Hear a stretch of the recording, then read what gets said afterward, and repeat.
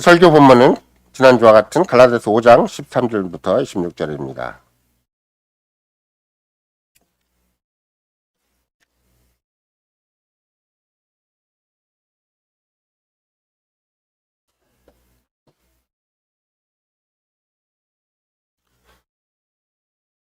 갈라디아서 5장 13절입니다.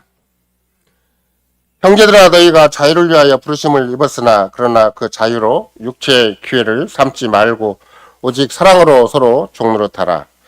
온 율법은 내 이웃 사랑하기를 내 몸같이 하라 하신 한 말씀에 이루었나니 만일 서로 물고 먹으면 피차 멸망할까 조심하라. 내가 이르노니 너희는 성실조차 행하라. 그리하면 육체의 욕심을 이루지 아니하리라. 육체의 소욕은 성신을 거스리고 성신의 소욕은 육체를 거스리나니 이 둘이 서로 대적함으로 너희의 원하는 것을 하지 못하게 하려 함이니라. 너희가 만일 성신의 인도하시는 바가 되면 율법 아래 있지 아니하리라.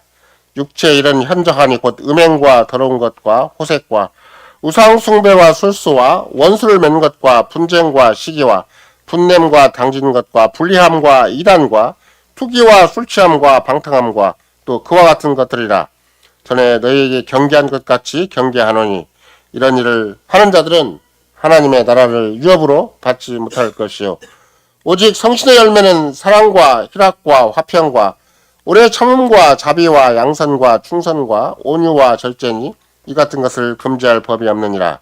그리스도 예수의 사람들은 육체와 함께 그 정과 욕심을 십자가에 못 박았느니라. 만일 우리가 성신으로 살면 또한 성신으로 행할지니 헛된 영광을 구하여 서로 격동하고 서로 투기하지 말지니라. 예수 그리스도의 사랑하는 성도 여러분, 우리는 계속해서 여러 가지 설교를 통해서 끊임없이 실천적인 기독론이 중요하다, 실천적인 교회론이 중요하다는 것을 강조해 왔습니다.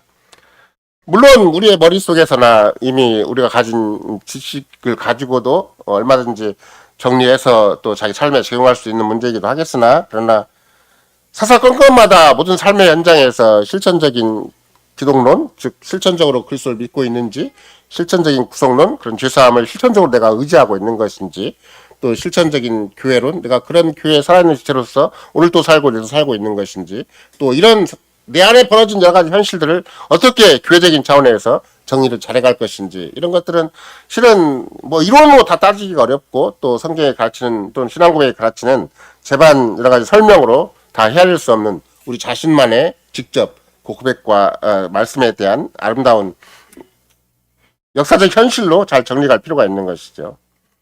물론 성신께서도 또 실천적인 성신론이 굉장히 중요한 것이고 또 오늘날 여러분과 내가 일반적으로 뭐 교회론이 그렇고 기독론이 그렇고 또 구원론이 그렇고 인간론이 그렇듯이 그 모든 것이 다 책 한 권씩 그 이상의 것이 돼요. 그러나 성령론에 대해서 성신론에 대해서도 또 책 한 권을 쓸 수도 있겠지만 그러나 의외로 바울사도가 성신의 인도하심, 가르치심, 성신의 사역을 가르칠 때 그렇게 복잡하고 어렵게 가르친 것이 아니고 또 무엇보다도 그것이 어떤 이론적인 체계로 가르쳤다기보다는 갈라디아 교회 정황에 비추어서 우리에게 가르치셨다. 즉 갈라디아가 안고 있는 교회 현안 또 그런 여러 가지 문제점 상황에 비추어서 하나님의 성신의 가르치심과 인도하심을 우리에게 가르쳐 주신 것이죠. 물론 사도행전에 보면 그리스도의 부활, 승천, 우회 드디어 50일 즉 오순절 때 하늘로부터 주께서 친히 당신의 교회에 성신을 부어주셨죠.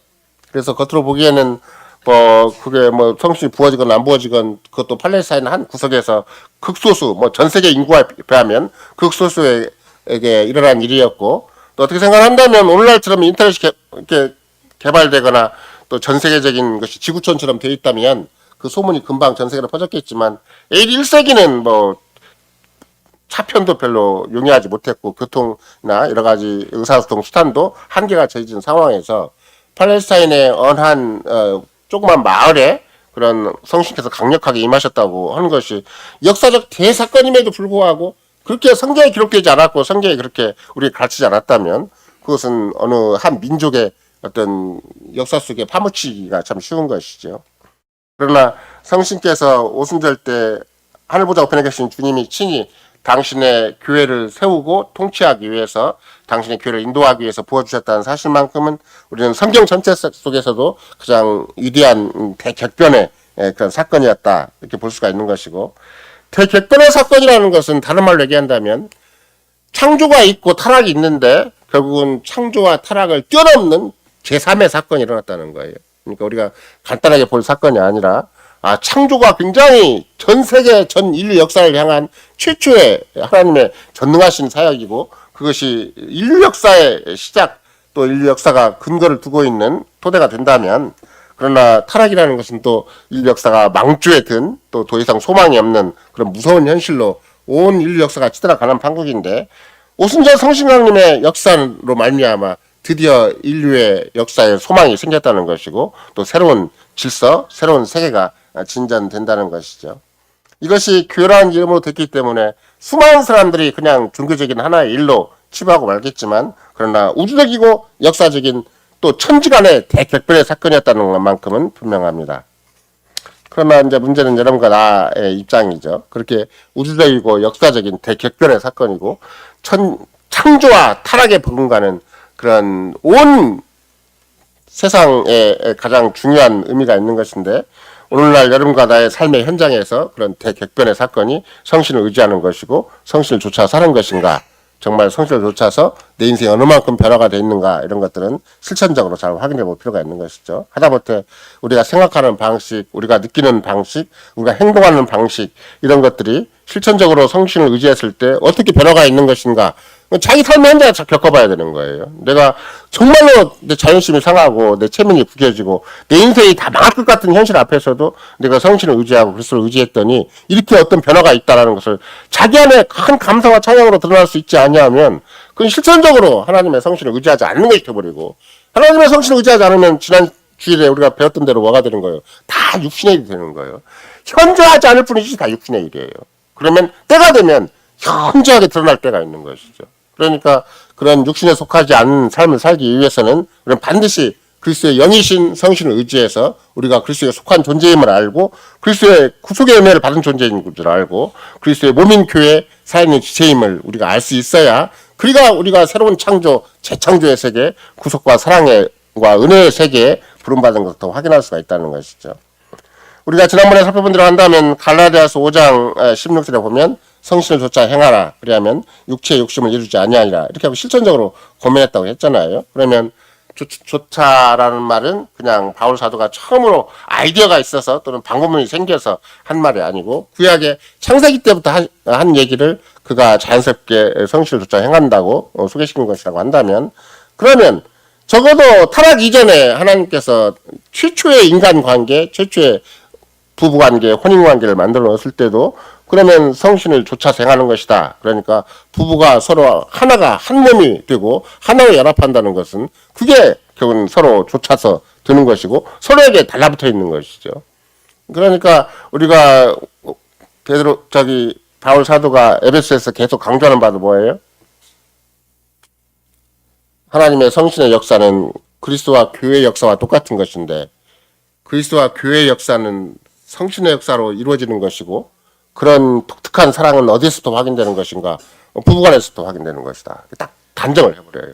그러면 겉으로 보기에는 그냥 허구한 날 너는 너고 나는 나다, 살다 보니까 그게 그거다, 네 인생이 네 인생이고 내 인생이 내 인생이다 라고 할 수 있는 게 부부관계가 되는 것인데, 그러나 바울 사도는 그렇게 얘기하지 않고 그리스도와 몸의 관계 속에서 부부관계가 존재하는 것이고, 이것은 재창조의 세계고 구속의 세계고 은혜의 세계고 사랑의 세계고 신비한 대역사의 세계인 것이지, 그런 것이 부부관계가 그냥 적당히 세상에 막 널려있고 똑같이 갈등이 있고 똑같이 문제가 있고 똑같이 부부싸움이 있다고 해서 똑같은 부부관계가 절대 아니다. 이게 이제 바울 사도의 입장이에요. 그와 똑같이 갈라디아서에서도 변함없이 강조를 하는 것이죠.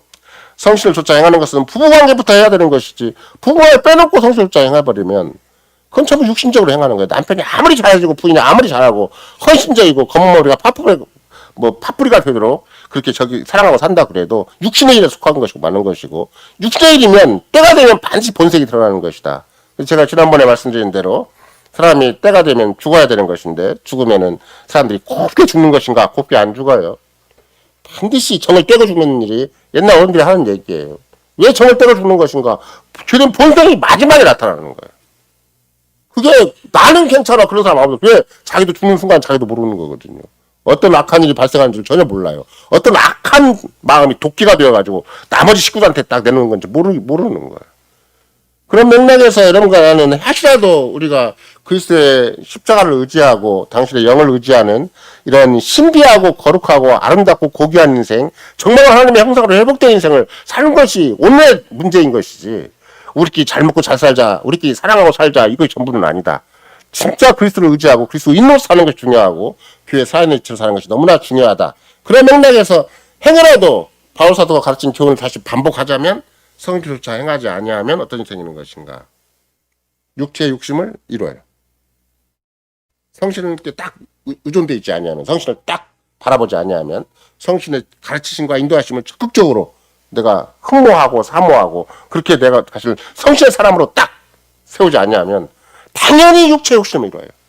내 감정에 만족되는 거, 내 생각에 만족되는 거, 내 경험에 만족되는 거, 내 인생에 도움되는 거, 세상과 똑같이 처신하는 거예요.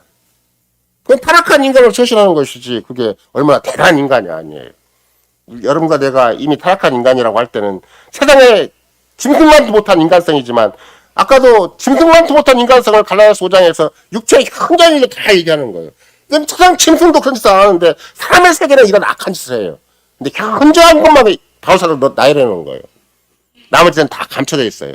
교육으로 감춰져 있고, 직장으로 감춰져 있고, 인간관계로 감춰져 있고, 묘하게 사회적으로 감춰져 있고, 자기 이해관계 얽혀서 감춰져 있는 것이지, 그게 본색이 드러날 때가 되면 확 본색이 드러나서 상대를 향해서 비수를 꽂기도 하는 것이고, 따가운 발톱을 가지고 긁어버리기도 하는 것이고, 또 마지막 자기가 홀로 고군분투하고 있을 때는 세상 천지가 뭐 자기 편이 아닌 것처럼 보이니까 홀로 자살하기도 하는 것이고, 별 희한한 일이 다 생기는 것이죠. 그 모든 모습을 바울사도가 다 기록해 놓은 건 아니에요. 현저한 육체의 모습만 기록해 놓은 것이기 때문에 우리 안에 어떤 분리된 마음이 있고 주된 마음이 있고 어떻게 약한 본성이 있는가를 자꾸 뭘 의지할 때밖에 보이는 거예요. 성신을 의지할 때만 보이는 거예요. 성신을 의지할 때만 보이는 거죠. 아니면 육체의 욕심을 이루게 바빠요. 자기 감각을 만족시키게 바쁘고, 자기 생각을 만족시키게 바쁘고, 자기 원래 살아왔던 방식으로 살기에 바쁘지, 이게 성신의 열매를 맺는 쪽으로 가는 거예요. 성신의 열매를 맺으면 여러분과 내가 열매가 자기가 참 다양물에 되게 성신의 열매를 맺는 건 아니잖아요. 열매 자체는 늘 내가 열매를 맺는 사람이기 때문에 나로 말미암아 열매를 맛보는 사람이 있고, 열매의 득을 보는 사람이 있고, 열매로 말미암아 자양분을 하는 사람이 있을 거 아니에요. 그런 사람이 다 주변에 있어야 되는 것이지, 결국은 내 하나에 막 매여가지고 나 감정을 만족시키고 내 생각을 만족시키고 내 인생을 만족시키고 내 인생을 스스로 그렇게 최고로 만들려고 한 작업이 있다면 우리는 감각적으로 육체의 소욕을 이루는 것이다. 우리 만약 그 말을 여러분과 내가 바꾸기로 하면 어떻게 되겠어요? 내 육체적인 감각, 육신적인 감각, 세상적인 감각을 만족시키기 위해서 그런 내 소원과 내 뜻이 있는데, 그런 인간관계가 있고 그런 세상 사례가 있는데 그쪽에서 내가 주관해서 내 인생을 살겠다 이렇게 되는 것이니까, 그러면 그리스도와 금방 그 다음에 갈라디아서 5장 24절에서 뭐라고 얘기했냐면, 그리스도 예수의 사람들은 육체와 함께 그 정과 욕심을 십자가에 못 박았느니라 그랬는데, 십자가에 못 박힌 자로서 사는 게 아니에요. 십자가는 부끄러운 것이 되어버리고, 그 순간에 십자가는 무시되는 것이 되어버리고, 십자가의 공효는 아무 상관없이 마음이 서 있고 생각이 서 있고 감정이 서 있고 인생이 서 있는 것이지, 정과 욕심을 십자가에 못 박았다고 하는데 전혀 십자가 냄새가 안 나요. 전혀 십자가의 흔적이 없어요. 썩어 빠진 인간성만 딱딱 드러나는 거죠. 아주 부패하고 악한 도끼가 나오는 그런 인간성을 딱 드러나가지고 은근히 그 포장되어 있을 뿐이에요. 겉으로 보기에 그럴듯한 인간으로, 신사와 숙녀복으로 또 괜찮은 인간으로 포장되어 있을 뿐이지, 때가 되면 악한 본성이 나오는 것이다. 그 악한 본성이 얼마만큼 심각한 것인가. 모든 관계를 파괴시킬 만한 악해. 부부관계도 파괴시키고 부모와 자식관계도 파괴시키고 모든 인간관계도 파괴시킬 만큼, 그 무엇보다도 하나님과 관계, 그리스도와 관계를 철저하게 무시해버리는 그런 무서운 악한 심성이 곧바로 돼버리는 것이지, 나는 괜찮아, 나는 중간지대야, 나는 회색지대야, 난 그렇게 나쁜 놈이 아니야, 그렇게 얘기하는 것이 아니라는 것을 우리는 하이델베르크 이론답에서 계속 공부하는 거예요. 우리는 성경대로 우리 인생을 바라봐야 되는 것이지, 성경이 아닌 우리 나름대로 합리화하고 우리 나름대로 변명하고 우리 나름대로 자기를 자화자찬하는 그런 방식으로 인간을 평가하면 안 된다. 이것이 여러분과 나의 진정한 신자의 모습이 되는 것이죠. 따라서 우리는 우리의 정과 욕심을 십자가에 못 박힌 존재로 현실을 가름하는 것인가? 아니면 육체의 일이 강하게 압도적으로 지배해서 또는 교묘하게 지배를 해요. 내가 교회 안에 살면서 교묘하게 육체의 일이 지배를 해요. 교묘하게 자기를 표현하고 교묘하게 자기를 주장하고 교묘하게 자기 감각을 만족시켜요. 그러면 겉으로 보기에는 괜찮은 신자처럼 보이고 겉으로 보기에는 아무 문제가 없는 것처럼 보여도 결국은 육신에 속한 자들이 되는 것인데, 육신에 속한 자들의 결정적인 문제는 무엇인가? 이런 자들은 하나님 나라를 영으로 받지 못한다. 하나님 나라와 너무 거리가 멀게 살아요. 하나님 나라의 현재성에 대해서 아무 감각이 없어요. 지금 그리스도가 통치하신다는 데서 감각이 없어요. 지금 성신이 나를 인도하시고 주장하신다는 아무 감각이 없어요. 하나님 나라와 아예 딱 가고, 나는 인간 나라에 산다. 난 내 나라에 산다. 난 내 뜻이 중요하고 내 세계가 중요하고 내 이름이 중요하지. 난 주의 이름, 아버지의 이름, 주의 뜻, 주의 영광이 중요하지 않습니다. 그럼 기도도 안 해, 그런 사람들은. 속으로라도 기도를 해야 되는데 속으로라도 기도도 안 하는 것이죠. 이렇게 우리는 너무나 큰 전 역사적이고 전 인류적이고 우주적인 대격변의 사건이 오순절 성신 간임의 사건이고, 지금도 그 대격변의 위대한 역사적 사실은 역사의 마지막까지 조금 더 성신께서 능력을 감하시거나 후퇴하시거나 성신께서 잠잠하시거나 그냥 물러서서 너네 알아서 해라고 하시지 않고 당신의 교회를 강하게 역사의 마지막까지 주장하시겠다는 것인데, 그래서 전혀 세상에서 이 타락한 세상을 완전히 바꿔서 만유가 그리스도에 통일되는, 정말로 그리스도를 향해서 신부를 향해서 신랑을 향해서 신부가 준비되는 어린 양의 혼잔치를 이끌어 가시는 것이고, 뼈 중에 뼈, 살 중에 살로 만들어 가시는 너무나 신비한 능력을 우리에게 계속 보여주신 데 불구하고, 그런 신비하고 거룩한 능력, 위대한 능력, 정말로 인생 뭐 할 것도 없고 역사를 바꾸고 인류를 바꿀 만한 그런 큰 능력이신데, 그걸 무시해버리면 어떤 일이 생기는 것인가? 그냥 땅에 속해서 풍진에 섞여서 그야말로 아이들이 흑장난하듯이 우리 인생도 그냥 그럭저럭 칠 속에 파묻히고 피참 속에 파묻히고 홍수에 파묻혀서 그 끝나다 마는 인생이지. 주님 앞에 쓰임받고 성신에 의해서 열매를 맺고, 그래서 그 위대한 재창조의 세계, 구속의 세계, 은혜의 세계, 사랑의 세계를 제대로 구현하지 못하는 것이다. 만약에 이런 자들이 계속 현재하지 않지만 속으로 웅크리고 있다면 이런 자들은 하나님 나라를 영으로 받지 못한다. 단호하게 얘기를 하십니다. 그럼 어떤 자들이 하나님 나라를 영으로 받는가? 성신의 열매를 맺는 자들이 영으로 받는다. 분명히 얘기를 하는 것이죠. 그래서 오늘은 성신의 열매를 맺을 수 있도록 우리에게 당시에 성신을 주신 하나님이라는 큰 주제 하에 이 열매의 원천은 무엇이고, 이 열매의 다양성은 무엇이고, 열매의 궁극적인 목적은 무엇인가 수점을 담아서 갈라디아서 5장에 전하는 복음을 듣기로 하겠습니다. 우리가 과거에도 살펴본 바가 있지만 창세기 6장 5절에 이런 표현이 있죠. 여호와께 사람의 죄악이 세상에 관영함과 그 마음의 생각의 모든 계획이 항상 악할 뿐임을 보셨다. 또 우리가 예레미야서 17장 9절만 본다 할지라도 만물보다 거짓되고 심히 부패한 것은 사람의 마음이다. 바울이 변함없이 다시 갈라디아 교회 현실 앞에서 또다시 그런 비슷한 표현을 써요. 그래서 육체의 욕심을 이루지 말라.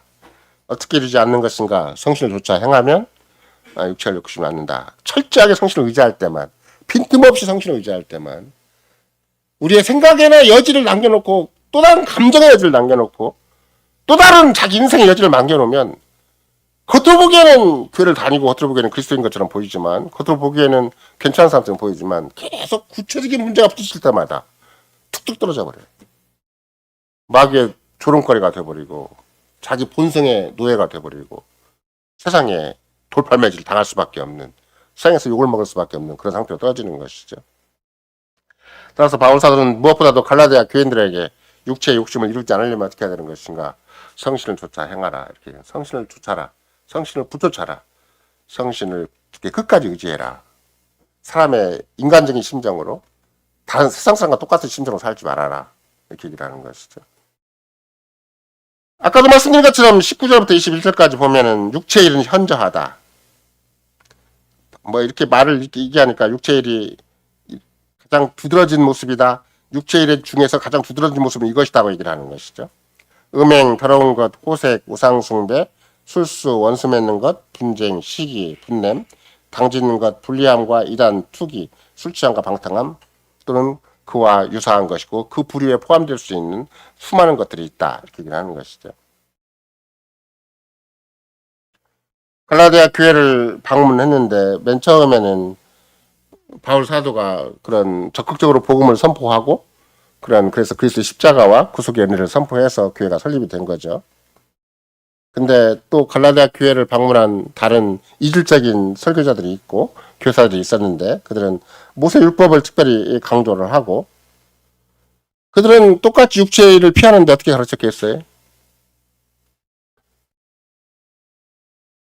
유대적인 사고방식을 가진 그 당시에 거짓 교사라고 할 만하고 바울의 가르침을 적극적으로 거부하고 오히려 교인들을 현혹시키고 미혹시킨 그런 사이비 설교자가 가르친 내용은 뭐겠어요? 육체의 일을 피하려면 이런 많은 문제가 있고 조약된 문제를 피하려면 어떻게 한다? 선을 행하라 이렇게 가르치겠죠. 그건 세상 교육방법과 똑같아요. 이 생에 수많은 사회적인 문제가 있고 교도소가 줄어드는 게 아니라 계속 늘어날 수밖에 없고 아무리 판사와 검사와 뭘 많이 뽑아도 산더미같이 쌓여있어요. 그런 판사한테 내 건을 공의롭게 판단해달라고 요구할 아무런 권리가 없어요. 왜? 그 사람도 월급 받는 사람이지. 그 사람이 막 누구 한 사람의 공의를 자비를 그 사람의 개인적인 형편과 사정을 정확하게 잘 참관해서 판단할 사람이 아니거든요. 그렇다고 해서 뭐 법을 제대로 해석할 수 있고 법을 제대로 적용할 수 있는가? 그것도 아니에요. 만약 어떤 사람은 변호사를 셌으면 변호사 말이 훨씬 더 신뢰가 가는 것이지 개인적인 고백은 별로 신뢰가 안 가는 게 판사 입장이기도 하고 검사 입장이기도 하죠. 그래서 유전 무죄, 무전 유죄가 되는 것이 그게 꼭 나쁜 짓이어서 그런 게 아니라 현대 사회가 가는 풍조가 그렇고 자체가 가진 구조 악이 그래요. 최고의 판사, 최고의 검사 정말로 누구나 물어볼 만한 그런 사람이 있다 할지라도 쉽게 안 돼요. 자기 이해관계 얽힌 것이 생기면 그것도 그나마라도 무너져 버리는 것이죠. 바울 사도가 구태여 갈라디아서 5장 19절부터 21절까지 육체일은 현저하다. 현저한 육체일은 이것이다. 음행과 더러운 것과 호색과 우상숭배와 술수와 원수를 맺는 것과 분쟁과 시기와 분냄과 당진 것과 불리함과 이단과 투기와 술취함과 방탕함과 그와 같은 것들이라.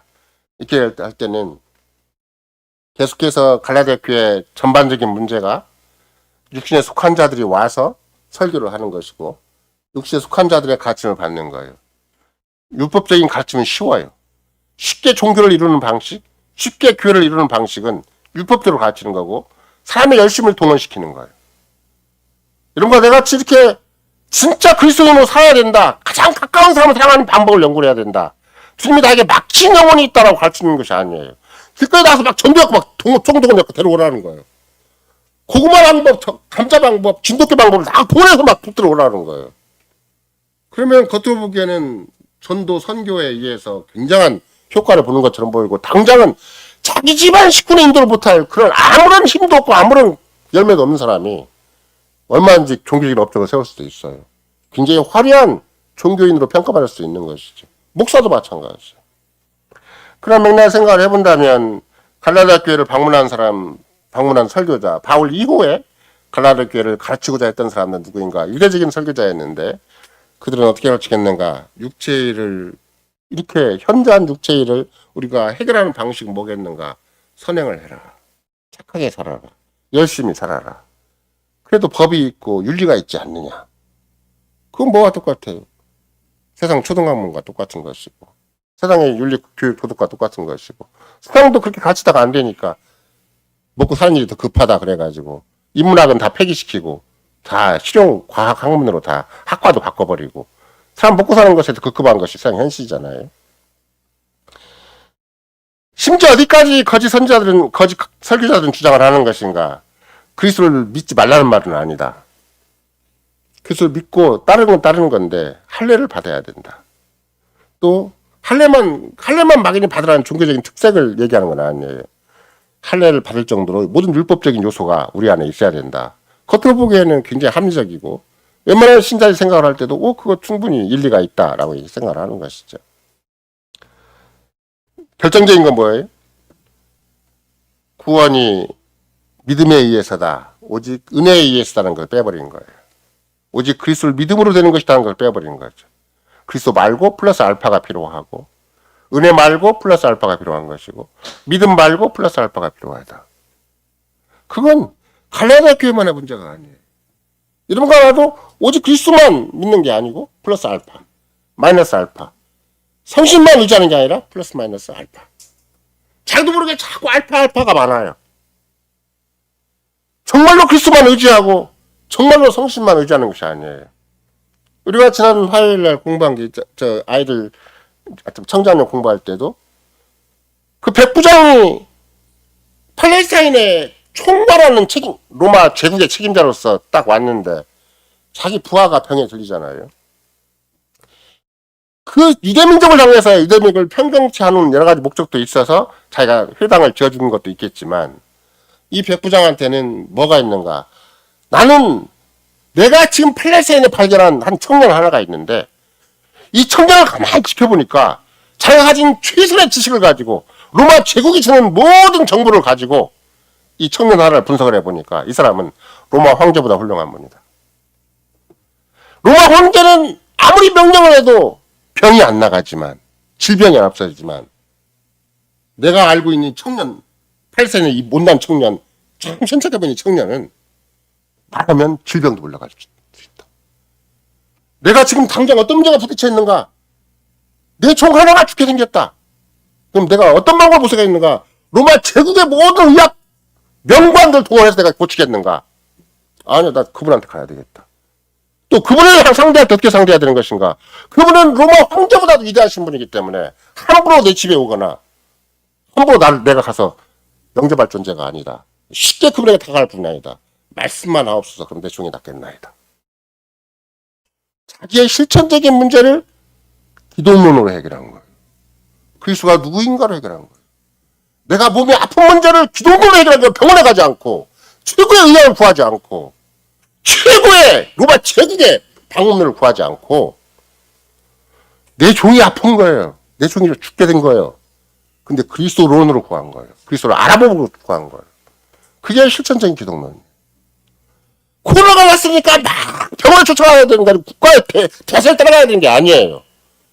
내가 암이 걸렸다고 아무리 병을 무조건 쫓아가야 되는 거 아니에요. 그리스도를 먼저 부르고 그리스도에게 먼저 호소하고 성신께 먼저 의지하고 성신께 의해서 답을 구하고 하나님 말씀으로 현실을 가름해야 되는 것이지, 그게 실천적인 기독론, 실천적인 구원론, 실천적인 교회론, 실천적인 신론, 이런 것이 다 거기에 성신론까지 다 겹쳐져 있는 거예요. 그런 맥락에서 갈라디아의 거짓된 설교자들은, 거짓된 교사들은 뭐라고 가르치겠는가? 그냥 예수를 믿대. 그리스도는 믿어. 믿지 말라는 말은 아니야. 우리가 생각을 해봐도 그리스도는 참 훌륭한 분이시고, 그분을 믿는 것이 정말 새로운 세계를 열어가는 것이고 새로운 시대를 열어가는 거야.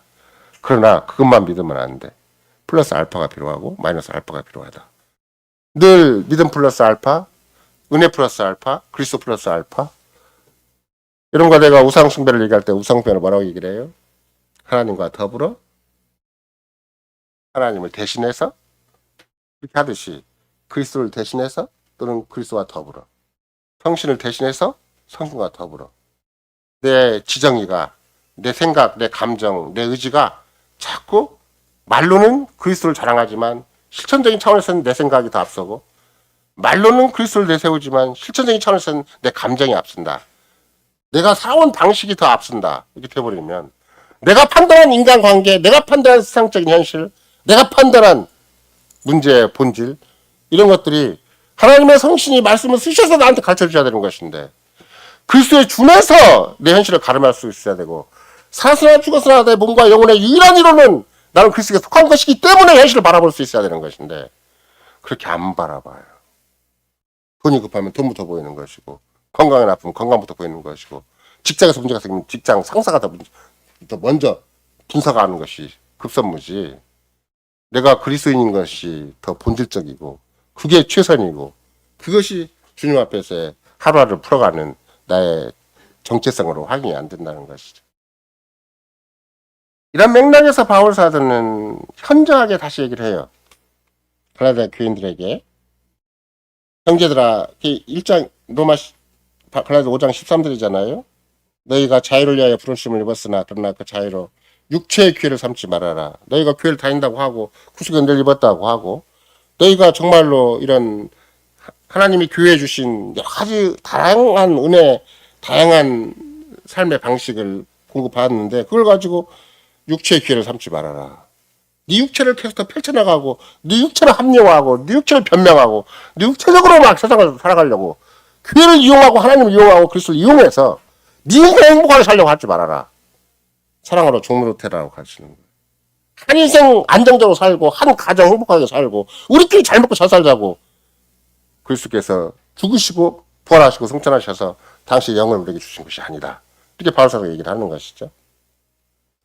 결국은 사랑으로 서로 종노릇하지 아니하면 내 이웃 사랑이 안 되는 것이다. 이렇게 가르치는. 옆에 사람이 안 보여요. 육체의 기회를 삼잖아요. 계속해서 육신의 소욕을 이루잖아요. 그럼 가장 현저하게 문제되는 게 옆에 사람이 안 보이고 그리스도가 안 보여요. 그게 심각한 문제. 자기만 보여요. 자기 감정만 보이고 자기 생각만 보이고 자기 인생만 보이고 그리스도가 보여야 돼요. 어제도 여러분이 어제가 토요일이죠. 청자년 모임 때 제가 카페에 올린 글이 있잖아요. 기도와 생활이라는 제목으로 호주에서 1980년대 그거를 쓰신 지금 40년 됐어요. 그거를 쓰신 분이 어제 청자년들이 그걸 보고 난 다음에 40년이 지났는데 어떻게 지금 우리의 현실을 가름하듯이 생생히 가름하고 있는 것인지 기도를 어떻게 해야 되는 것인가를 얘기를 하는 것인데 단순히 기도를 못해요. 아무도 못해요. 그냥 무조건 눈만 감으면 기도가 되는 게 아니에요. 거기에는 진짜 성경을 알아야 돼요. 역사를 알아야 돼요. 인간이 뭔가를 알아야 돼요. 신앙 고백적인 체제가 서 있지 않으면 기도를 못하게 돼 있어요. 그게. 그리스도가 어떻게 우리를 구속하셨는가, 앞으로 우리를 어떻게 이끌어갈 것인가, 온 인류가 아무리 별짓 다 해도 만유가 그리스도의 통일되는 이대한 세계를 어떻게 모든 교회를 중심으로 세상과 역사를 가름해 나가시는가, 이걸 이해하지 않으면 내가 뭘 기도해야 되지? 허구한 내 눈앞의 현실, 월급 올려주세요, 집안 문제 해결해 주세요, 내 육신 고쳐주세요, 그거 다 끝나는 거야. 그리스도가 무슨 일을 하고 계시는가는 관심이 없어요.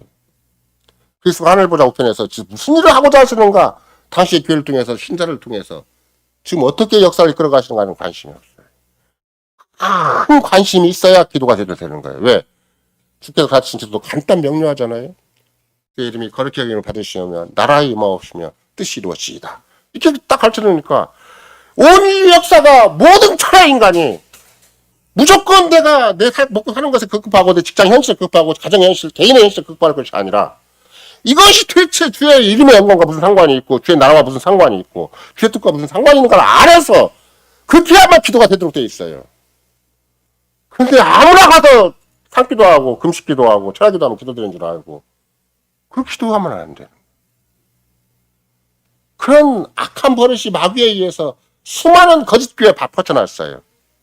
기도까지도 자기 공로가 돼버린 거예요. 기도까지도 자기 방식이 따로 있는 거예요. 하나님의 성신에 의해서 분명히 진짜 기도는 뭔가라고 주께 신이 기도문을 가르치고 하늘을 이룬다고 춤을 가르쳐놨는데도 불구하고 자기 기도 방식이 더 좋아요. 자기 기도 방식이 더 효험 있는 것처럼 보여요. 자기같이 해야 된다고 생각을 해요. 그러는 것이 지금도 수많은 목사들, 수많은 신자들, 더군다나 늘 강조하지만 수많은 새벽 기도자들, 수많은 철학 기도자들, 수많은 금식 기도자들, 이런 자들이 전부 다 자기 방식의 기도를 좋아하지 계획교가 이렇게 잘 지침을 준 이런 기도를 하려고 하잖아요. 그런 기도를 천날하고 백날하고 천만 명이 하는 것보다 이런 거 내가 기도문 한번 딱 읽고 그걸로 마음을 정리하는 게 훨씬 나아요. 이게 역사적인 기도고 이게 참 교회를 위한 기도고 교회 영광을 위한 기도고 교회 뜻을 위한 기도니까 이걸 차라리 읽고 그냥 여기 맞춰서 자기네들 사는 게 낫지. 자기 마음을 맞추는 게 낫지. 그렇게 수많은 시간 들여서 인생 그만 신자를 동원시켜가지고 서울의 웬만한 교회, 지방의 웬만한 교회는 전부 다 수련원 기도원이 없는 데가 없어요. 가서 무슨 짓 하는 것인가. 그저 먹고 사는 걸 달라고. 그저 그냥 다고 죽어도 다고 지옥까지 가서라도 다고 할 거예요. 그 문제에 급급하지 않기 위해서 어떻게 하는 것인가. 그 문제의 본질은 우리에게서 시작한 것이 아니라 내 집안의 문제라 해도 내 개인의 문제라도 창세 때부터 시작된 거다. 해결이 안 되는 거예요. 노력하면 내 집안 문제, 자식 문제, 부부관계가 해결돼요? 안 돼요.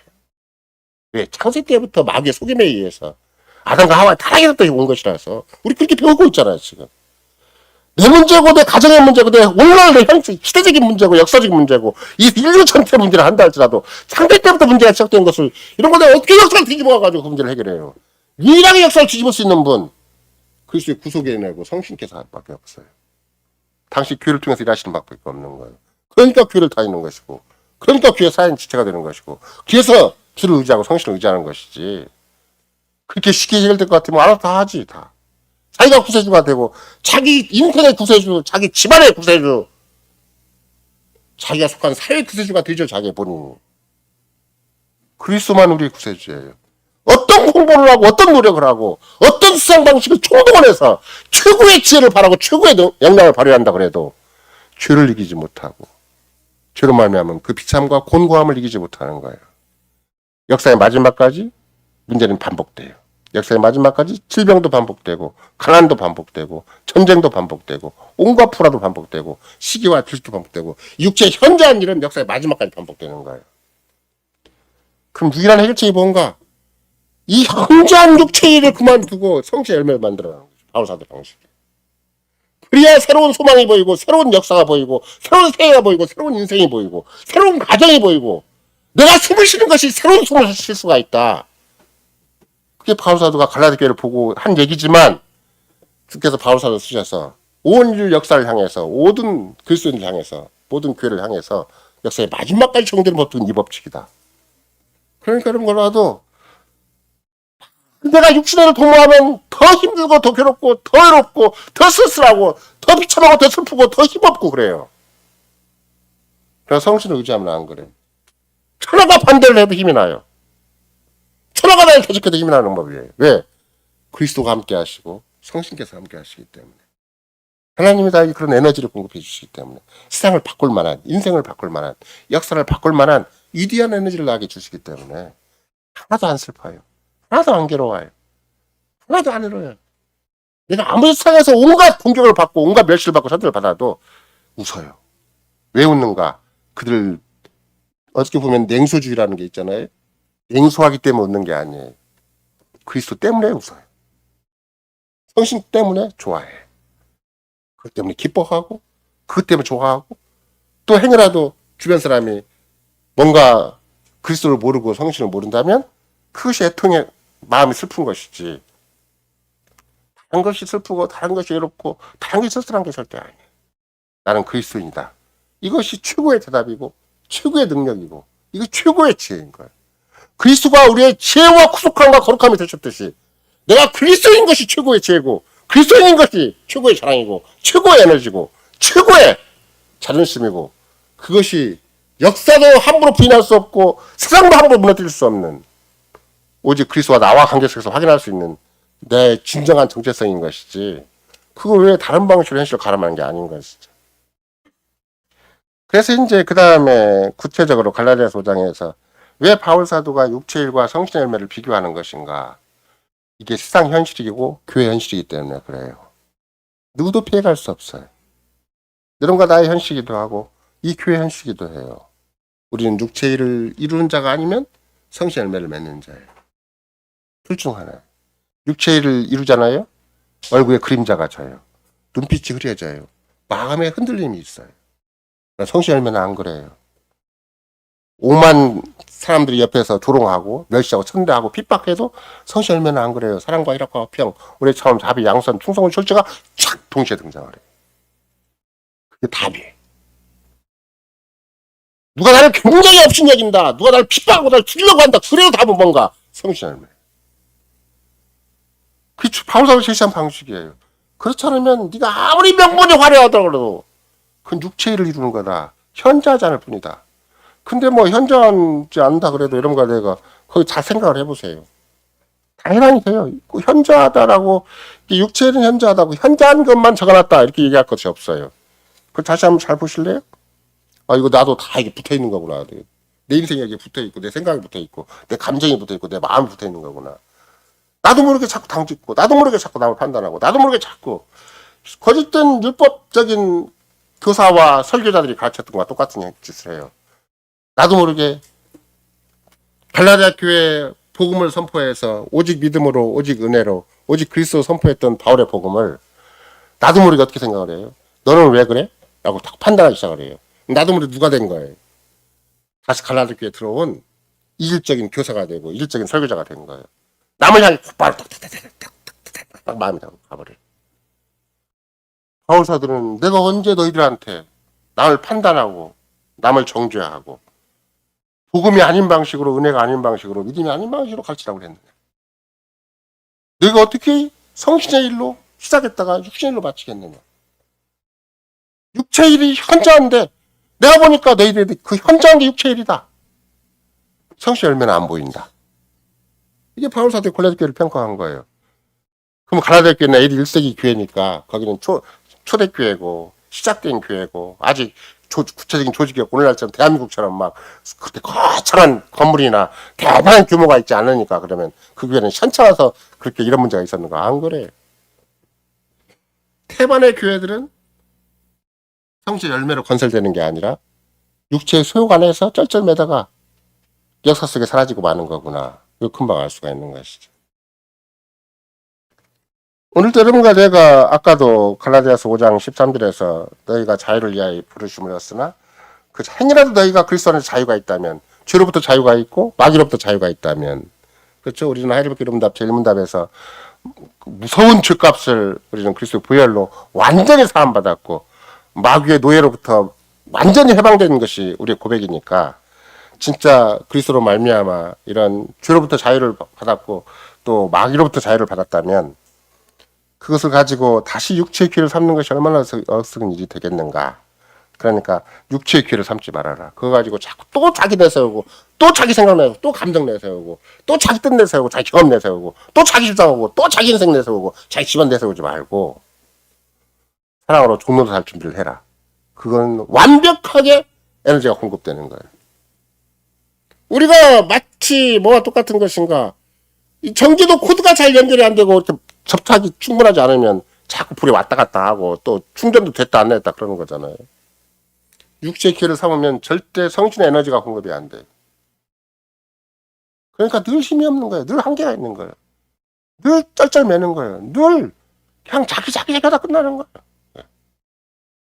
근데 성신의 열매를 성신을 철저히 의지하면 성신을 좇으면 세상이 전부 내 것이에요. 옆에서 아무리 누가 반대를 하더라도 주의 뜻과 주의 나라와 주의 영광을 도모할 수 있어요. 얼마든지 주님이 나를 부르신 직분과 소명을 충분히 이룰 수 있어요. 뭐가 반대하고 돈이 없고 건강이 나빠도 안 되는 법은 절대 없어요. 아파도 돼요. 돈이 없어도 돼요. 집안이 없어도 돼요. 천하가 반대를 해도 돼요. 그런 신비한 에너지, 신비한 능력이 성신의 열매로 나타나는 거예요. 절대 죄가 침해할 수 없고 죄가 나를 짓누를 수 없고 마귀가 짓누를 수 없는. 그러니까 이런 거 내가 잘 보세요. 나중에 이제 성신의 열매에 대해서 조금씩 자세히 배우게 되겠지만 물론 거기는 겉으로 보기에는 사랑과 희락, 화평, 우리 점, 자비, 양선, 충성은 절제가 있으니까 죄가 없는 것처럼 보여요. 근데 그 죄를 이기는 모습이에요. 그 9가지 면이 전부 다 죄를 이긴 모습이에요. 그럼 전부 다 죄를 이긴 모습은 어떤 모습이겠어요? 전부 자기 자신을 이긴 모습이에요. 자기 자신의 메인 모습이 아니에요. 자기한테 메이면 늘 초라해져요. 늘 힘이 없어져요.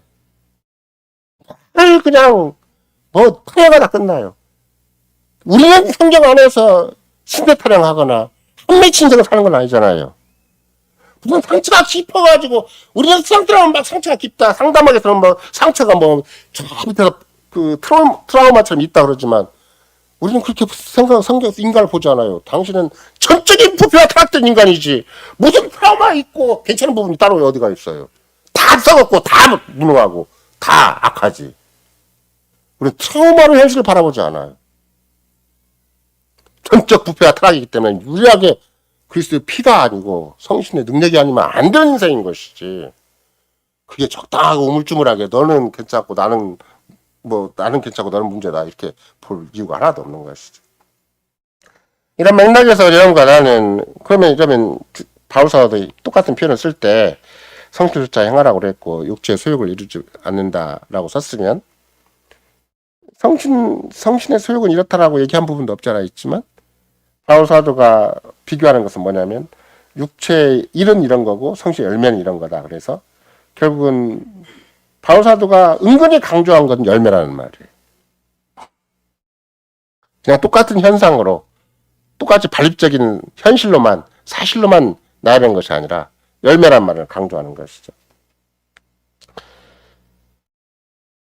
다른 말로 한다면 이론적으로 그리스도인의 표지다. 성신의 인도함을 받는 사회의 특징이다. 이렇게 논리적으로 펼치지 않는 거예요. 그냥 열매로 딱 얘기해요. 열매. 둘 중 하나다. 열매가 있든지 없든지 둘 중 하나다. 열매가 있으려면 어떻게 해야 되겠어요? 일반적인 식물학적인 차원에서 열매가 있으려면 어떻게 해야 돼요? 보통 안 들어간다면 우로지택이 있어야 되고 태양에 적당한 투사가 있어야 되는 거잖아요. 똑같아요.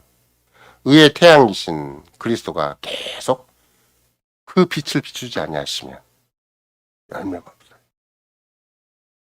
멀쩡해요. 무화과 나무처럼 막 화려해요. 남들이 보기엔 자기가 선전하든지 뭐 남이 봐주든지 하든지 그럴듯해요. 근데 열매는 없어요. 왜? 일반적인 의의 태양의 투사를 받아야 돼. 기독론이 굉장히 철저해야 돼. 구속론이 굉장히 철저해야 돼요. 생활 속의 기독론, 생활 속의 구속론이 있지 아니하면, 생활 속에서 하늘 보좌 앞에 계신 그리스도를 바라보지 아니하면, 생활 속에서 그리스도가 나를 속하셨다는 것을 나는 살아서나 죽어서나 나의 몸과 영혼의 유일한 이로는 나는 그리스도에 속한 것이라는 고백이 있지 아니하면 열매가 없게 돼 있어요. 수많은 그리스도인들이 전부 예수를 빙자하고 교회를 빙자하고 믿음을 빙자해서 자기 인생 행복 하나 얻겠다고 몸부림치는 거예요. 그건 열매가 없는 거예요. 주님이 안 쓰셔요.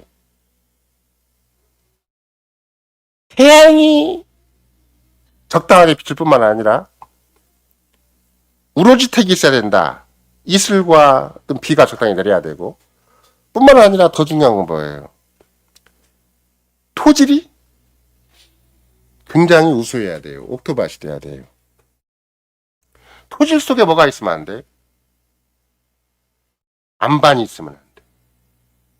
겉으로 보기에는 굉장히 그리스도를 좋아하는 것처럼 보여요. 입으로는 그리스도를 자랑을 해요. 제가 가끔씩 자꾸 저도 속아요.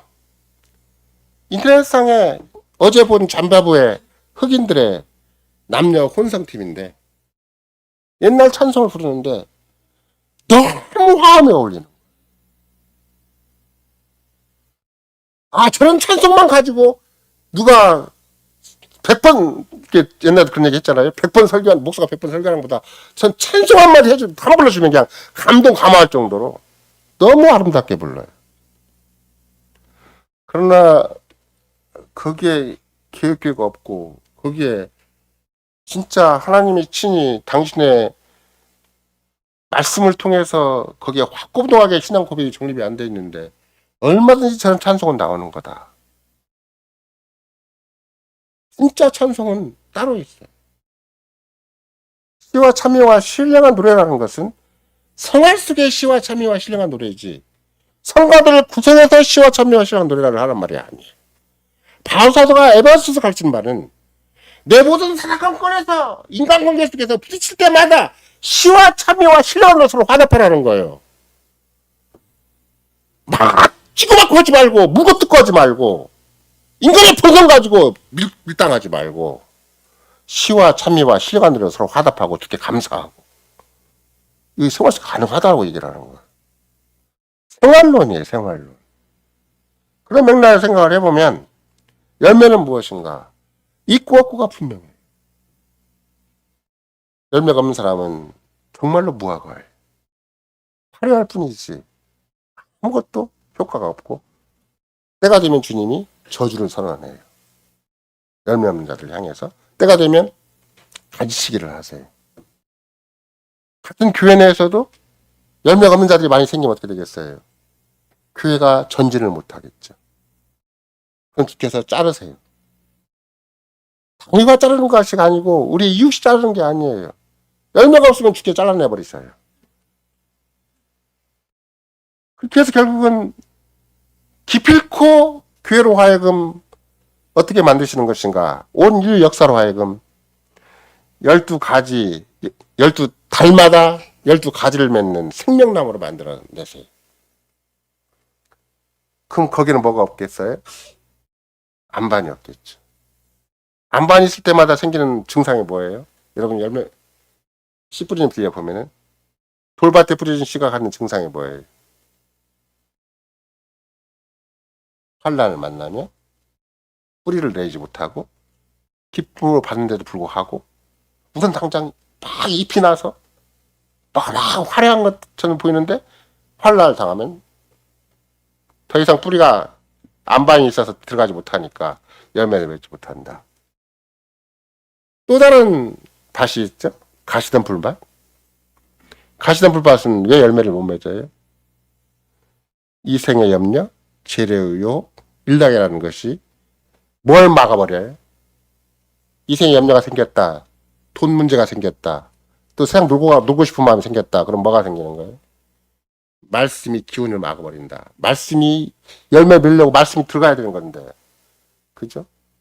의의 태양이신 주님이 주신 말씀으로 세상을 통치하시는 건데. 당시에 영으로 역사하실 때도 말씀과 더불어 말씀을 통해서 역사하시는 건데 그 기운이 막혀버려요. 왜 걱정하는 것이 문제가 되는 것인가? 왜 세상 근심이 문제가 되는 것인가? 왜 돈을 추구하는 것이 돈 벌겠다고 하는 것이 문제가 되는 것인가? 왜 놀러다니겠다고 하는 것이 문제가 되는 것인가? 왜 성사가 똑같이 행복을 찾고 안정을 찾고 일락을 주는 것이 왜 문제가 되는 것인가? 그게 모든 인생의 가치가 되고 모든 교회의 가치가 되고 심지어 한 인생 한 가족 전체가 돈 많이 벌어서 집안 식구들과 함께 캠핑 가는 거다. 어디 외국으로 놀러 가는 거다. 그렇게 생각을 하니까 그런 사람의 눈에는 뭐가 안 보이는 거예요? 하나님 나라의 신묘막측하고 오묘한 것이 안 보이는 거예요. 어떤 사에 가도 죄와 비참은 늘 접촉되기 마련인 것이고 그러나 하나님 나라의 그 신비함은 안 보이는 것이죠. 그러니까 거기에서 양이 안 차니까 자꾸 감각적인 육신적인 만족, 육신의 일에 속한 것을 자꾸 두게 나가는 거예요.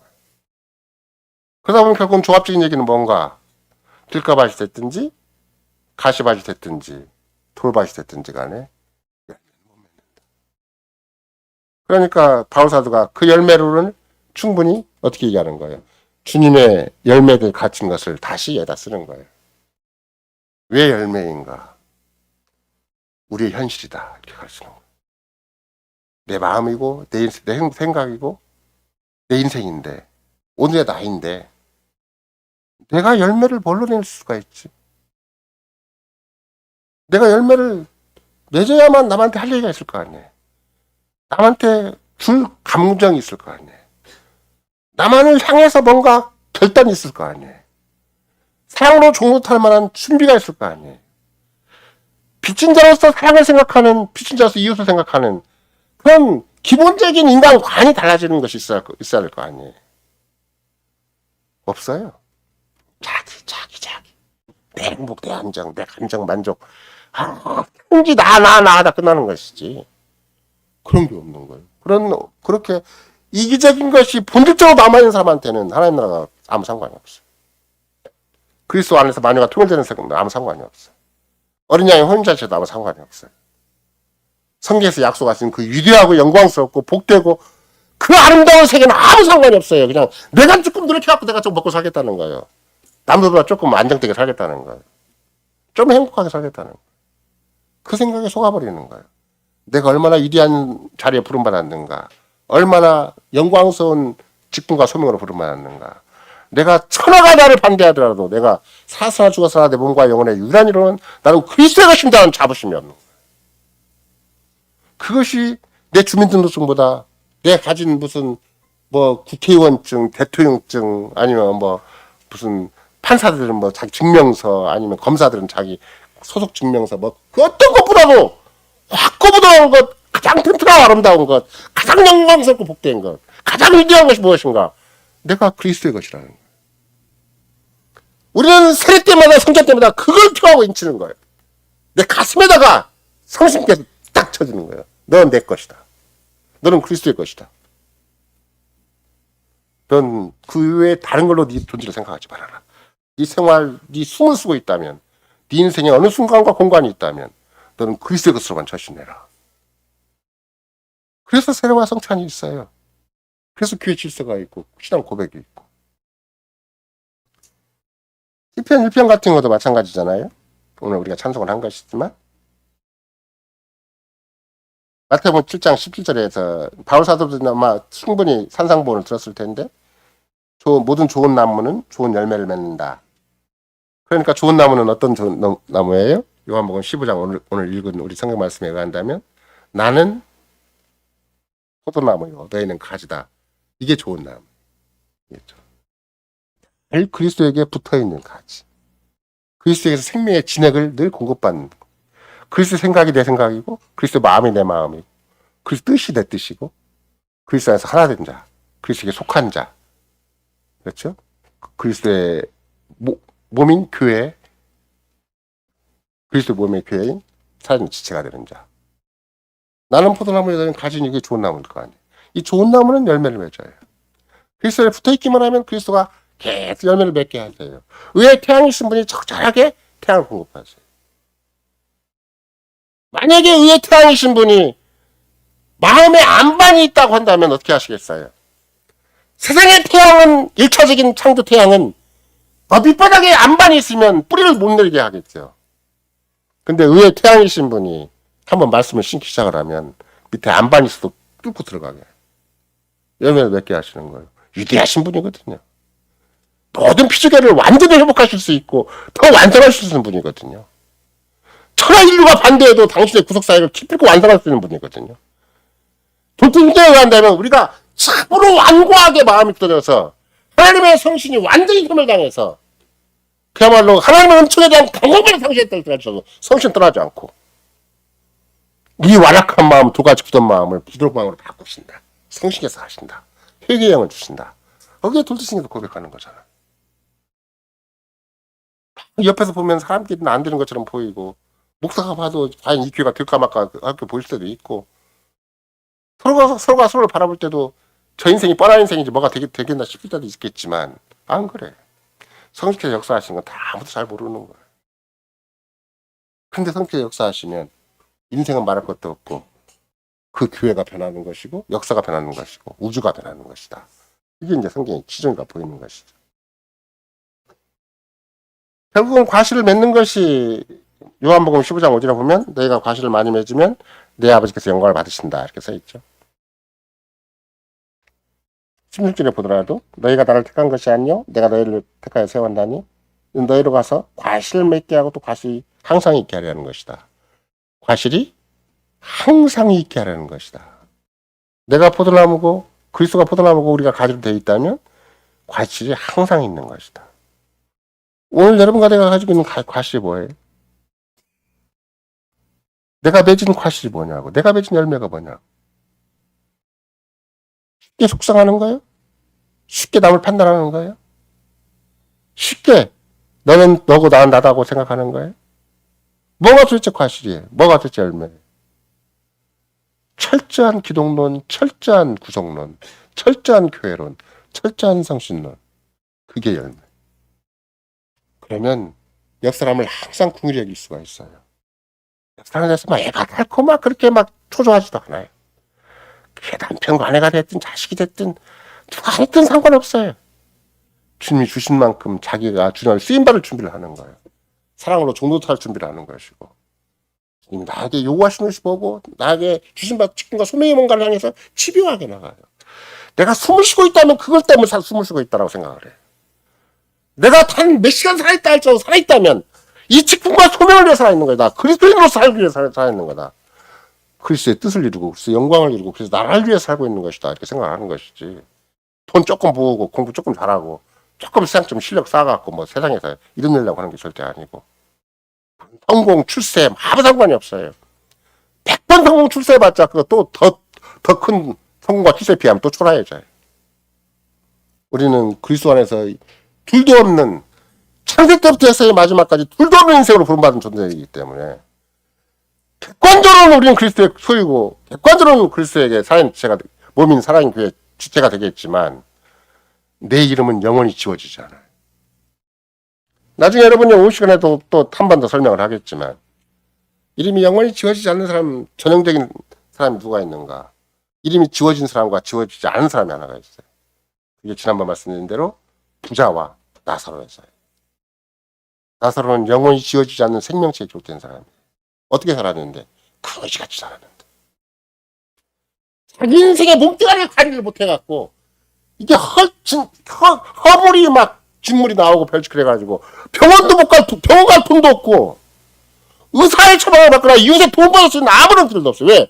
이들의 사회가 철저하게 언약을 배반하는 사회였기 때문에 이웃을 향해서 아무도 사랑의 정도도 하지 않기 때문에 내 몸처럼 내 이웃을 사랑하는 게 인생의 가장 중요한 강인데 아무도 그렇게 살지 않아요. 무조건 출세하고 무조건 성공하고 무조건 도덕과 윤리적으로 자기 일을 내세우는 사회로 살다 보니까 그 부잣집 잔치집에다가 줄을 댄 사람이 너무나 많아요. 부잣집 그 호화 연락하는 데다가 자기 이름 걸고 거기 초대받고 거기에서 자기 명함을 낸 사람이 너무나 많아요. 그 앞에 남아있는 나사로에 대해서 아무도 관심이 없다. 이게 당대 유대교회만 그러는 거 아니에요. 지금 이런 거 나도 마찬가지예요. 반대하게 그냥 같이 사교는 아니지만 사교계에 마치 자기가 자기 명함을 내밀는 사람처럼 직업도 괜찮고 뭣도 괜찮고 뭣도 괜찮은 사람 막 상대하고 세상에서 내놓으라는 사람은 상대를 하고 교인들은 별로 상대하려고 하지 않아요. 교인들 바라보니까 늘 현찮고 거기서 그냥 세상에서 다 꽂아 놓은 사람. 옛날 제가 맨 처음에 교회를 나가니까 어떤 사람이 나한테 평가를 했는데 꽂아 놓은 보리자루 같이 생겼다고. 뭐 아무것도 모르지. 그에 대해서 아무것도 모르니까 갑자기 교수가 만나자고 해서 약속해서 간 건데 다른 대학생들은 막 활기차게 막 움직이는데 한쪽 교수가 이게 뭐야 이게. 난 교수 연구실인 줄 알고 왔는데 난 교수 연구실 교회에도 있는 줄 알았어요. 꽂아놓은 보리자루 같이 와 있어도 그 사람에게 관심을 갖는 것이 사랑을 충분 못하는 거예요. 나와는 너무 무관한 사람인데 형제가 보여야 돼요. 교회가 보여야 돼요. 형제가 보이고 교회가 보이려면 이웃이 제대로 보이려면 주를 사랑해야 돼요. 정말로 마음과 뜻과 복수가 힘을 주를 사랑하면 내 형제가 내 이웃이 누군가 보여요. 근데 주를 사랑하지 않으면 자기밖에 모르고 자취반밖에 몰라요. 세상밖에 안 보여요. 그러니까 어떤 맥락에 생각을 한다면 갈라디아서 6장 넘어오면 이제 5장 후반부에서는 성신의 열매를 얘기를 했고 6장 7절과 8절에 바울이 뭐라고 얘기하는가. 스스로 속이지 말라. 하나님은 만으로 여김을 받지 아니하시나니 사람이 무엇을 심든지 그대로 거두리라. 자기 육체를 위하여 심는 자는 육체로부터 썩어진 것을 거두고 성신을 위하여 심는 자는 성신으로부터 영생을 거두리라. 성신을 심으면 성신을 의지해서 성신의 열매를 위해서 당장은 내가 열매를 드러낼 게 없지만 성신을 위해서 심으면 생명이 자꾸 드러나요. 신성한 지성, 신성한 감성, 참 아름다워. 자기가 생각해도 내가 어떻게 이런 지성을 갖게 됐는가, 내가 어떻게 이런 감성을 갖게 됐는가, 내가 어떻게 이런 의지를 갖게 됐는가, 내가 왜 이러지라고 생각하고 자기 자신에게 놀랄 정도로. 성신의 열매를 맺는 자는, 성신을 심는 자는 성신의 열매를 맺도록 영원한 생명이 움직여요. 영원한 지성, 영원한 감성, 영원한 의지가 움직이게 돼 있어요. 근데 육신을 위하여 심는 자는 그게 그거예요. 신거나 말거나 자꾸 썩은 냄새 만다고 더 자존심만 상하고 더 그냥 속만 상하고 더 슬프고 괴롭고. 바울사도가 열매를 얘기할 때마다 뭔 얘기를 해요? 하나님은 만으로 여기심을 당하지 않는다. 너 자신도 속이지 말아야 되지만 행여 하나님을 속일 생각하지 말아라. 열매를 맺으시는 분은 하나님이신데 네가 나를 정말로 사랑했다면 왜 열매가 안 맺겠느냐?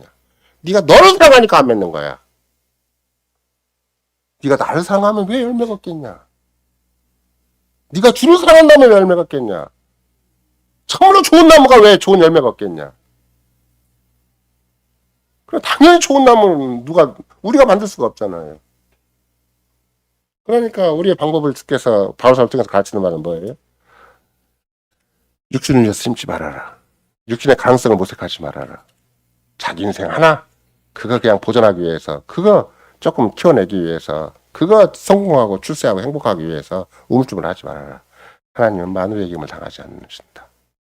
반드시 성신의 열매를 맺도록 네가 성신의 씨를 심어라. 그러니까 계속 말씀을 사모하는 거예요. 이게 뭐가 뭐 공부 잘해야 된다 그런 말이 아니에요. 하나 여호와 율법을 즐거워하며 주야를 묵상하지 않는 자는 어느 순간에 멀리 빠지는 거예요. 악인을 꾀 빠지고 죄인의 길에 서게 되고 오만한 자의 자리에 앉아요. 자기도 모르게 앉아요. 그게 크게 보이고 그게 부러워 보이고 제 인생이 괜찮아 보여요. 여호와 율법을 즐거워하며 주야를 묵상하는 자들은 그쪽과는 아무 상관이 없어요. 그냥 열매가 풍성해서 자족적인 만족이 생겨요. 시냇가에 심은 나무가 그 시절조차 과실 맺는 거와 똑같아요. 그 잎사귀도 안 말라요. 내 감정도 안 마르고 내 생각도 안 말라요. 내 인격이 안 말라요. 아무것도 아닌 문제 속에 팍 빠져가지고 지 문제 푹 빠져가지고 막 쩔쩔매질 않아요. 늘 풍성해요. 열매가 늘 잎사귀도 풍청청하고 열매도 풍성해요. 남이 볼 때 항상 줄 게 있고 항상 맛볼 게 있고 항상 할 말이 있어요. 항상 주고 싶은 감정도 있고 그런 생각과 마음도 다 있는 것이죠. 그러니까 결국은 사랑이 뭔가 그게 열매다. 세상적인 사랑은 이기심이에요. 나중에 보면 어떻게 되는 거예요? 사랑이라고 해놓고 네 것도 내 거, 내 것도 내 거. 세상적인 사랑이에요. 그건 네 것도 내 거, 내 것도 내 거예요. 그걸 점잖게 표현하니까 세상에서 사랑이라고 하고, 그건 거짓된 사랑, 유장된 사랑, 포장된 사랑으로 그냥 속이는 것이 하는 것인데, 그러나 그런 사랑을 이기는 방법은 뭐밖에 없는가? 성신을 의지해서 사랑으로 주무사는 것밖에 없고, 사랑을 빚으로 생각하는 그런 자리로, 정말로 섬기는 자리로, 정말로 주만을 위하고, 주만을 사랑하고, 주만을 의지하는 자리로 가는 것이 아닌 한 진정한 사랑은 아니다. 왜? 쥐성이 금방 자기를 딱 지배해버려요. 그 이기적인 악한 본질이 자기를 딱 지배해버려요. 왜? 마귀가 절대 쉽게 안 놓아지기 때문에. 그런 맥락에서 여러분과 나는 한사코, 열매를 맺게 하시는 분은 내가 아니라 하나님이시구나. 왜 하나님은 마누라의 힘을 당하지 않는가? 네가 열매 맺지 못하는 것을 자꾸 누구 탓하면 안 된다는 거예요. 나와 너하고 관계 문제지. 네가 나를 사랑하는가 그 문제지. 나를 의지했는가 안 했는가. 내가 가지로서 포도나무에 잘 붙어있는가 안 붙어있는가 이게 문제고, 그리스도 안에 있는가 없는가의 문제죠. 아까 요한복음 뭐라 그래요? 내가 너희 안에 있는 것 같이 너희도 내 안에 있으리라 했는데, 내가 너희 안에 있는 게 뭔가? 내 말씀 안에 있는 것이다. 내 말씀 안에 있는 게 뭔가? 내 사랑 안에 가는 것이다. 계속 딱 쭉쭉 요한복음 15장에서 쭉쭉 얘기를 해버려요. 이상한 짓 하지 말아라. 엉뚱한 짓 하지 말고 함부로 핑계대고 함부로 변명하고. 왜? 그리스도가 다 아세요. 당신 영이 다 아시는 거예요. 심은 대로 거두는 거예요. 인생이라는 게 별거 없어요. 주님 인정해 주시면 끝이에요. 성신이 쓰시면 끝나는 거예요. 그 앞에 그 고백이면 전부인 것이지. 아까도 말씀드린 것처럼 믿음 말고 플러스 알파가 있어야 되고, 은혜 말고 플러스 알파가 있어야 되는 거. 뭐 그리스도 말고 플러스 알파가 있어야 돼. 그런 거 전혀 아니에요. 오직 그리스도, 오직 성신, 오직 믿음, 오직 은혜, 오직 성경일 뿐이지 하는 것이 제3의 방법이 따로 없는 것이다. 이런 것이지. 따라서 열매 맺지 않는 가지는 주께서 계속 어떻게 하시는 거예요? 제해버리신다. 전지를 치세요. 모아서 불에 사르신다. 이제 2절, 3, 6절 이렇게 나오는 것이죠. 왜 그러는 것인가? 열매를 풍성하게 하기 위한 것이 하나님의 방식이니까. 그렇죠? 그러면 결국은 성신께서 교회에 부어주신 이유가 뭐겠어요? 우리로 하여금 열매가 풍성하도록 하기 위한 것이다. 열매 맺지 않는 가지는 때가 되면 하나님 잘라내신다. 영화나도 마찬가지예요. 우리 인생 가운데서 개인적으로 생각할지라도 전지작업을 많이 해야 돼요. 이것저것 다 들어놓고 살면 교회도 못 나와요. 더군다나 막 자식 키우는데도 뭐 부부가 사는데도 막 계속 이생의 염려 재래유 일락에다가 막 시스템을 다 배려해놓고 이만큼 들어간 다음에 아파트 사고 이만큼 들어간 다음에 뭐 자식 키워가지고 뭐 어디 보내고 막 이런 계획을 딱 세워오면 이생의 염려 재래유 일락이 지배해버리는데 어떻게 말씀이 딱 기운이 막혀버리는 거죠. 그러면 안 맞아. 말씀에 기운이 막혀봐. 말씀이 안 들렸냐 그다음부터. 세상적인 방법론, 교육 정책의 변화, 그런 정보, 주식 변동, 여기는 그냥 노심초사하고 그 예민하면서도 집까지 오르는가 안 오르는가, 인플레가 되는가 안 되는가 이런 거 굉장히 예민한데 하나님 말씀은 여호와의 법을 즐거워하고 저를 묵상할 수가 없어요. 그러니까 어떻게 되는 것인가? 하나님의 회에 들지를 못해요. 의인들의 회에 들지를 못해요. 잘 심판을 견디지 못하는 바람에 나는 겨와 같은 인생을 살아가요. 그게 불신자를 가르치는 말이 아니에요. 이런 거 내가 교회를 다녀도 바람이 나는 겨처럼 사는 사람이 많아요. 세상이 심판당할 때 나는 휩쓸려요. 생각을 해보세요. 주식 투자 열심히 하잖아요. 주식 시장이 큰 변동이 생기면 똑같이 망해버리는 거예요. 블랙체인에 열심히 쏘았다. 블랙체인이 망해버리면 그 블랙체인 통째로 망하는 게 아니에요. 부분적으로 망해요. 하필이면 부분적으로 망한 쪽에 내가 명함을 걸었어요. 또 망해요. 열심히 자기 나름대로는 온갖 노하우를 다 모았는데 저쪽에 비어있는 거예요. 비어있는 것도 모르고 투자를 해요. 제가 아는 사람도 냉정하게 막 열심히 산 사람인데 지금은 저쪽 강원도에 청년들을 위한 그야말로 뭐 행복 아파트인가 무슨 아파트 있어요. 최소한도의 아파트 그거 갖고 살아가요. 최소한도 아파트. 거기는 시골에 워낙 시골과 산골에다 지어놓으니까 아파트가 지금도 3분의 2가 텅 비었대요. 누가 강원도 꼴짜기까지 와서 살 사람 별로 없는 것이죠. 인생살이가 겉으로 보기에 굉장히 대단히 돈 많이 벌 것 같고 주식시장이 변동하고 블랙체인 그런 코인 시장이 변화가 되고 시장에 많은 경기 변동 그런 국제적인 뭐 자본시장이 변화되는 것처럼 보여도 그거 아무것도 아니에요. 거기에 마음이 쓰이기 시작을 하면 진짜 뭐가 문제인 것인가 생명의 말씀이 나한테 안 들어와요. 그러니까 잘하지를 못하는 거야. 때가 되면 제풀에 꺾여서 교회를 나가버려요. 더 이상 교회적인 삶에 적응을 못해요.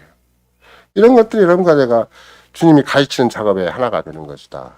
이런 걸 굉장히 명심하고 이런 경고를 굉장히 두려워해야 되는 것이지 그걸 쉽게 생각하면 절대 안 되는 것이다. 결국은 과거에 여러분과 내가 계속해서 살피는 것처럼 하나님의 사랑을 나타내는 그리스도의 사랑의 따뜻한 빛을 받고 하나님 말씀의 양식으로 양육되어야 되는 것이고 그런 맥락에서 성신께서 정말로 성숙을 위해서 열매를 위해서는 상당한 시간이 필요하니까 계속 일관되게 그릇쪽으로 향해서 전진을 해야 되고 주께 맡긴 인생이 돼야 되고 주를 사랑하는 인생이 돼야 되는 것이고 어떻게 생각한다면 끝까지 어떤 차원에서라도 내 행위를 통해서 결과를 만들어내려고 하지 말고 내가 끝까지 믿고 의지하고 끝까지 사랑하고 끝까지 은혜로 끝까지 믿음으로 끝까지 그리스도로 끝까지 성신으로 이런 자기 삶의 모토가 분명해져야 되는 것이지 그건 종교개혁 때만 그렇게 하는 것이고 그건 신학교에서만 그렇게 가르치는 것이고 나한테 생활에 있어서는 이것저것 잡다가 다 끌어안고 살다가는 그 인생이라는 게 얼마나 초라해지고 얼마나 빈약해지고